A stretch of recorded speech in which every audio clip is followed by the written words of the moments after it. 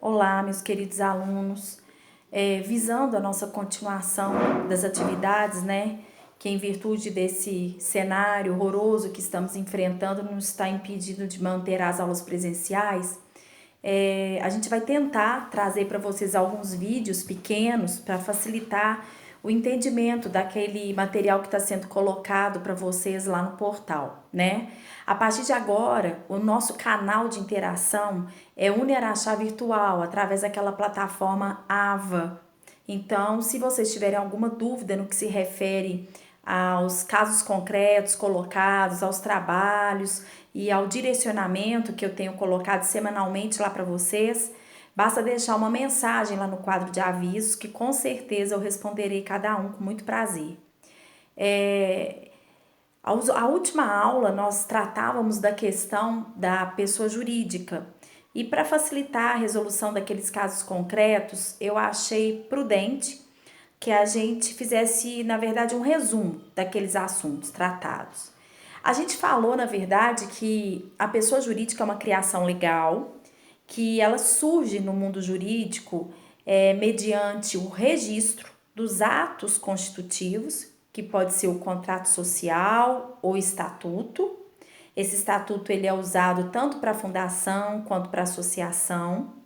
Comentamos que a pessoa jurídica pode ser uma reunião de pessoas, tal como a associação, ou reunião de bens, tal como a fundação. Comentamos que ambas elas não têm finalidade lucrativa e ao passo que a fundação é uma reunião de pessoas e a fundação é uma reunião de bens. Comentamos também que a fundação pode ser criada tanto por escritura pública quanto por testamento, né? Causa mortes, que vai gerar efeito após a morte do instituidor, que poderá inclusive escolher quem vai ser o presidente dessa fundação, o objetivo dela, que também é imutável. Tratamos que é possível que uma pessoa física exerça atos de comércio de forma irregular, de forma fática, como duas sacoleiras que não têm uma pessoa jurídica constituída, mas na verdade trabalham informalmente vendendo roupas, por exemplo, dentro da instituição, e elas, uma vez assumindo obrigações frente às fornecedoras de roupas e não vindo a cumprir com essas obrigações, o patrimônio pessoal dessas sacoleiras, ou seja, o patrimônio cadastrado no CPF dessas sacoleiras, poderá ser objeto de penhora numa eventual ação de execução. Visando, na verdade, tirar essas pessoas da informalidade, o Estado criou então possibilidades da constituição dessa pessoa jurídica e de criação de alguns institutos que, na verdade, têm reconhecimento nesse cenário, tal como é a firma individual. A firma individual, na verdade, é uma autorização dada pela lei para que essa pessoa natural possa exercer atos de comércio, praticar atos de comércio, por exemplo. Então, eu, Débora, sou pessoa natural, tenho meu CPF, meu patrimônio pessoal e posso, então, constituir, criar uma firma individual. E nessa firma individual, eu vou ter o meu CNPJ. Todavia, essa pessoa, entre aspas, jurídica, ela é híbrida, ou seja, ela é tanto pessoa natural quanto pessoa jurídica. E se eu, Débora, não cumprir com as minhas obrigações frente a terceiros e vier a ser requerida numa ação de execução, ser executada num processo judicial, o meu patrimônio pessoal, aqueles bens cadastrados no meu CPF, podem ser arrolados, penhorados para garantir a execução que foi proposta contra a firma individual, naquele CNPJ. Isso porque há uma mistura de patrimônios, né? Não há separação dos patrimônios tal como ocorre, por exemplo, no caso das sociedades, regra geral. A sociedade, a gente comentou que o objetivo principal dela é auferir lucro. E essas duas ou mais pessoas que integram essa sociedade na condição de sócio, regra geral, tem a responsabilidade limitada. Ou seja, eventualmente, se tiver uma dívida contraída por esse CNPJ, por essa empresa, e dependendo da forma de constituição dessa empresa também, o patrimônio dos sócios, o patrimônio pessoal desses sócios, do CPF deles, não vai ser atingido, salvo se houver confirmação de prática de fraude ou de confusão patrimonial, tal como previsto lá naquele artigo 50 do Código Civil, que eu gostaria que vocês fizessem a leitura. Existe também, dentro do nosso cenário jurídico, uma figura que chama entes despersonalizados. Esses entes despersonalizados, eles não têm constituição de personalidade jurídica, todavia a lei lhe atribui algumas possibilidades de prática de alguns atos da vida civil. Por exemplo, aquela questão da sociedade irregular mesmo, onde não existe uma pessoa jurídica constituída, onde três sacoleiras exercem a função de forma informal, e dentre essas três sócias, uma delas tem o poder de decisão.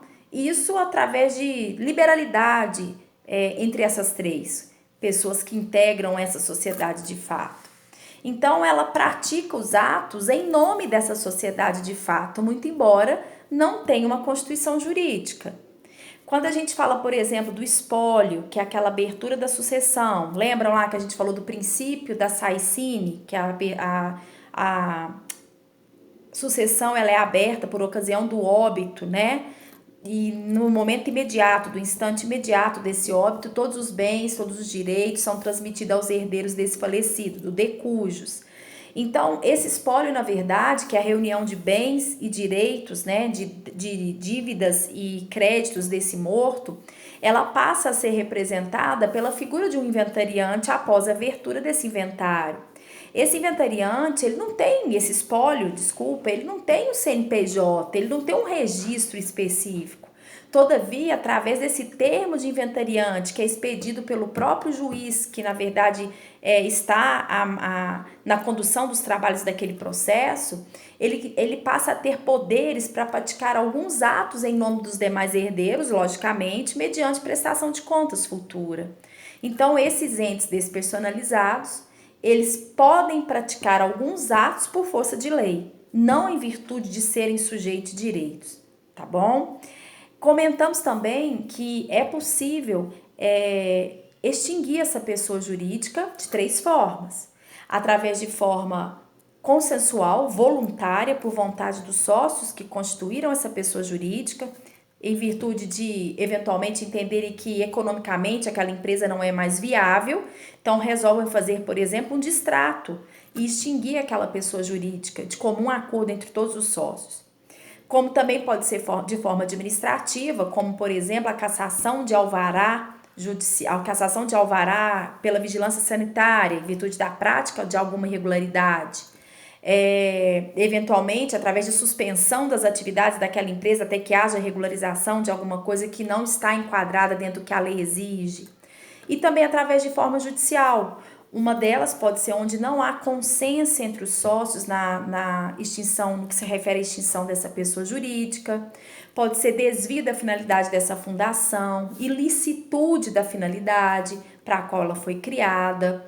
Eventualmente o prazo para qual essa fundação foi criada também já se exauriu, então pode-se gerar extinção também de forma judicial, tá bom? E por fim, só para lembrá-los que lá no material também está presente lá a questão das empresas públicas, que apesar do nome são pessoas jurídicas de direito privado, que ela na verdade ela foi criada por lei específica com a finalidade de auxiliar, né, de prestar serviço público, tal como acontece com a Caixa Econômica Federal e os Correios.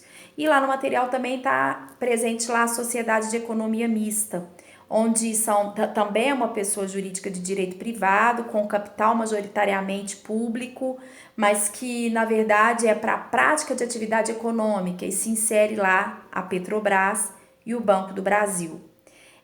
Eu espero que esse pequeno vídeo auxilie vocês a responder aqueles casos concretos que estão lá no portal, lá na plataforma AVA e que serão corrigidos na semana que vem. E não deixem de interagir nos fóruns, essa discussão é extremamente importante para o enriquecimento desse conteúdo. Tá certo? Com certeza, logo, logo a gente estará juntos de novo presencialmente. Um abraço.